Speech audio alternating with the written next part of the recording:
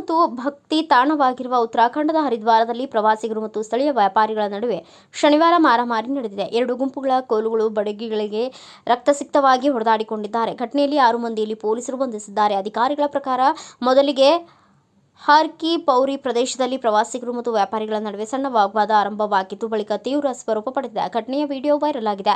Viral ಆಗಿರುವ ವಿಡಿಯೋದಲ್ಲಿ ಒಬ್ಬ ವ್ಯಕ್ತಿ ದೊಣ್ಣೆ ಹಿಡಿದು ದಾಳಿ ಮಾಡುತ್ತಿರುವುದು ಕಂಡುಬಂದಿದೆ. ಆತನ ಬೆನ್ನಿನ ಮೇಲೆಯೂ ಗಾಯವಾಗಿದ್ದು ರಕ್ತ ಬಂದಿದೆ. ದಾಳಿ ಮಾಡುತ್ತಿದ್ದ ಆತನನ್ನ ಇತರ 3 ಹಿಡಿಯುತ್ತಿರುವುದು ಮತ್ತು ಆತ ಕಪಾಳಕ್ಕೆ ಹೊಡೆಯುವುದು ಕಾಣಿಸುತ್ತದೆ. ಘಟನೆಯ ಸಂಬಂಧ ಪೊಲೀಸರು 6 ಮಂದಿಯನ್ನ ಬಂಧಿಸಿದ್ದಾರೆ.